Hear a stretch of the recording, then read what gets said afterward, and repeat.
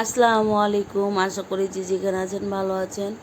আলহামদুলিল্লাহ আমার পরিবারের সবাই কম বেশ ভালো আছে। প্রচুর বড় একটা ধাক্কা থেকে সামলে উঠলাম আপনার।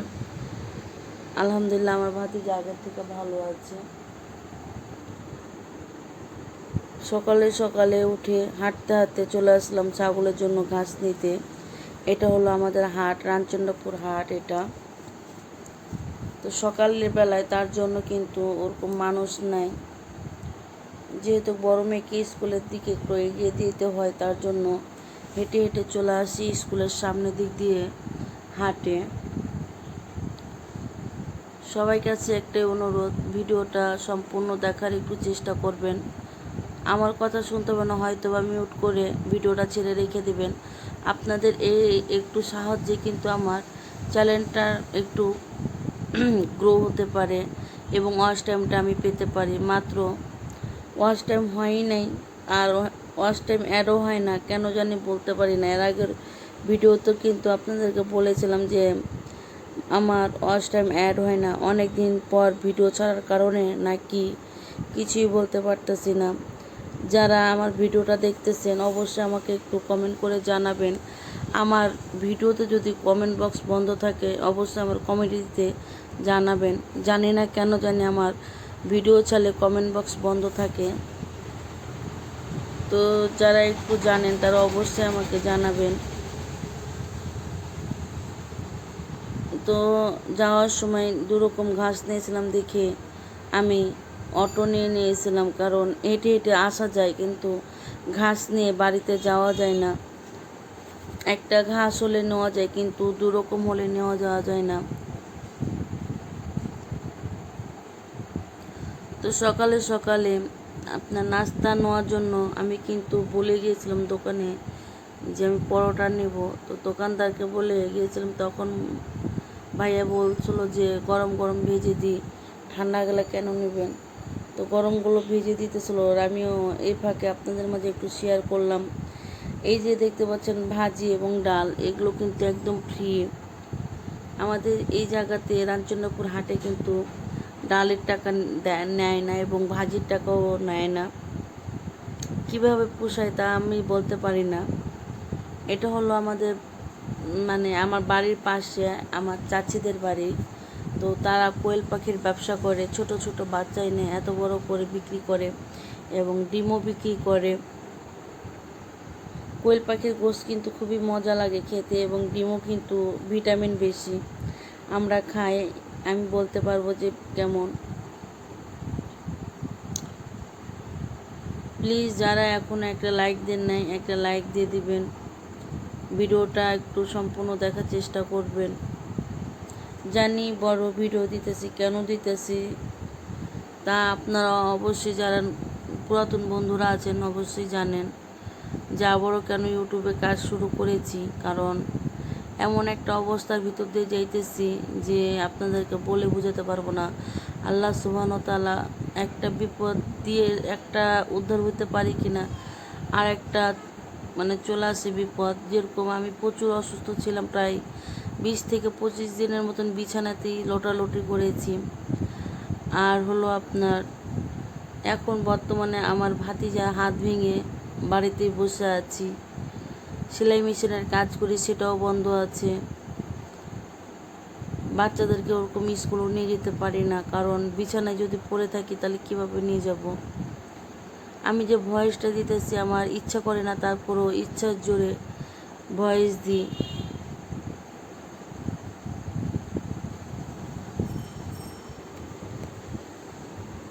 অনেকে আছেন ভিডিও দেখেন কিন্তু লাইক দেন না, আবার লাইক দিলে সম্পূর্ণ ভিডিও দেখেন না।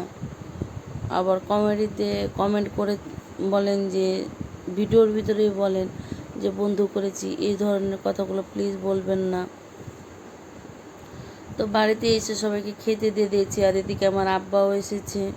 তো মারিয়াম আমার আব্বার ঘাড়ে উঠে বসে আছে। আমার আব্বা আসার সময় মারিয়াম এবং আমার ভাতিজার জন্য আনারস নিয়ে আসছে। তখন কিন্তু আমার ভাতিজার হাত ভাঙে নাই। ভিডিওটা তার সকালে করা, এবং আমরা যখন চাপাই গিয়েছিলাম তখনকার ভিডিও করেছিলাম, কিন্তু ভিডিওটা বেশি বড় হয়ে যেতেছিল, এই জন্য কিন্তু ভিডিওটা দিই নাই, এখন দিয়েছি।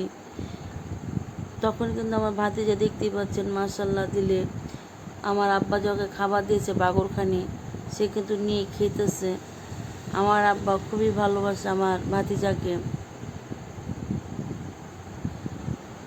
আমরা কিন্তু তখন রেডি হইতেছিলাম, দেখতেই পাচ্ছেন মোবাইলের খাপটা। তখন আমরা মোবাইল নিয়ে মানে চাপাই যাওয়ার উদ্দেশ্যে আমার আব্বার সাথে কথা বলতেছিলাম কেমনে কি হবে। এর ভিতরে একটা বড় দুর্ঘটনা ঘটে গেছে। তো দেখতেই পাচ্ছেন আমার ভাতিজাকে প্রতিদিন সকালে ডিম সিদ্ধ করে দিই, ওর মা খাওয়ায়, নাহলে আমি খাওয়াই। সবসময় তো ওর মা নিয়ে থাকতে পারে না, কারণ একটা বাচ্চা মানুষ করা কত যে কষ্ট সে তার বাপ মাই বুঝে এবং যে সাথে থাকে সে বুঝে। তো আমি নিয়ে ওকে মানে গান শোনাইতেছি, গজল শোনাইতেছি, ঘুম দেওয়ার খুবই চেষ্টা করতেছিলাম, কিন্তু ঘুমাইতেছিলই না। তো আমি রান্না করতেছিলাম মাছ ভুনা এবং ঢেঁড়স ভাজি। আমি কিন্তু সব কিছু সকালে সকালে রেডি করে রেখে দিয়েছি, কারণ আমার ভাতিজা ওর মার কাছে একটু থাকলে আমার কাছে বেশি থাকে, এই জন্য। কারণ আমাকেই রান্না করতে হয় ছাদে, যে আমার ভাবি ছাদে ওরকম রান্না করতে যায় না, কারণ লাকড়ি চুলায় ওরকম রান্না করতে পারে না। তার জন্য ওদের বাসায় ওরা গ্যাস দিয়ে রান্না করে আল্লাহ 30 দিনে। আর আমি বেশিরভাগ সময় আমি মাটির চুলায় রান্না করি, কারণ মাটির চুলায় রান্নার খাবারও স্বাদ আলাদা, এবং আপনার যে গ্যাসটা সঞ্চয় হয় আমার, সেটা দিয়ে আমি প্রায় 2 মাসের মতন চালাইতে পারি কুটকাটভাবে। তো আজকে আবহাওয়াটা খুবই গরম ছিল এবং বাতাসও ছিল, আর প্রচুর বৃষ্টি হইতেছে আমাদের এদিকে। নদীতেও প্রচুর পানি। আমাদের এখানে কিন্তু নদীতে প্রায় অনেকখানি পানি বাড়ির পাশ দিয়ে চলে মানে একবারে বয়ে আসতেছে। জানি না যে বন্যা চলে আসবে কি না, সবাই দোয়া করবেন যেন বন্যা না আসে আমাদের এদিকে। অলরেডি বারোঘরিয়ার দিকে প্রায় 28টা গ্রাম ডুবে গিয়েছে।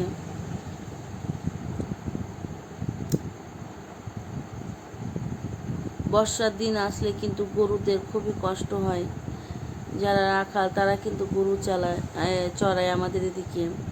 দেখতেই পাচ্ছেন নদীর কাছে চলে আসছি। আমি যে অসুস্থ, সেই যার কাছে আমি যাওয়া আসা করি মানে সুস্থ হওয়ার জন্য, আমি কোনো ডাক্তার দেখাই না, কবিরাজ দেখাইতেছি। তো কবিরাজে বলেছিল 7 দিন পানি আনার জন্য। তো আমার ভাতিজার জন্য মানে কোনো কিছু করতে পারতেছিলাম না, দিয়ে আজকে সকালে উঠে পানি আনতে চলে গিয়েছিলাম। এখানে কিন্তু 3 দিনের ভিডিও একসাথে দেওয়া। যেদিন আমার ভাতিজার হাত ভাঙে সেদিন, তার পরা দিন, এবং আজকে সকালের ভিডিও, 3টা ভিডিও মিলিয়েই কিন্তু একটা ভিডিও তৈরি করেছি। কারণ আমার কাছে ওরকম কোনো ভিডিও ক্লিপ নাই যে আমি সুন্দরভাবে একটা পরিবেশভাবে তৈরি করে ভিডিও ছাড়বো। যা আছে তাই ছেড়েছি। আমার চ্যানেলটাকে তো এগিয়ে নিয়ে যেতে হবে, তার জন্য বসে রেখে লাভ কি। আল্লাহর রহমতে সাবস্ক্রাইব পূরণ হয়ে গিয়েছে, কিন্তু ওয়াচ টাইমের জন্য খুবই কষ্ট।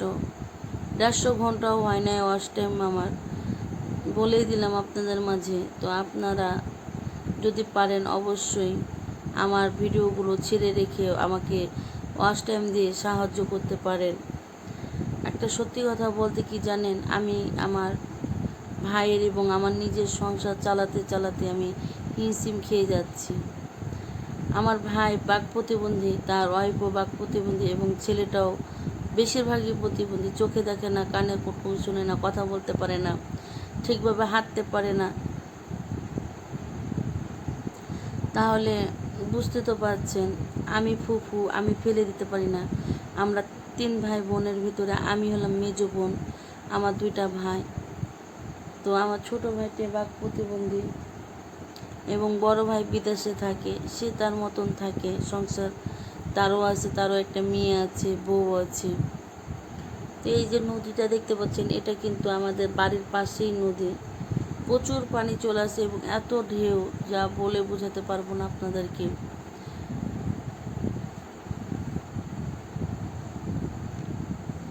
তো এবার থেকে চেষ্টা করব প্রতিদিনে দৈনিক তো কী করি না করি বাড়ির ভিতরে ওই ভিডিওগুলো আপনাদেরকে দেওয়ার চেষ্টা করব, যিনি আপনারা দেখে মুগ্ধ হন এবং আরও 10 জনকে দিতে পারেন।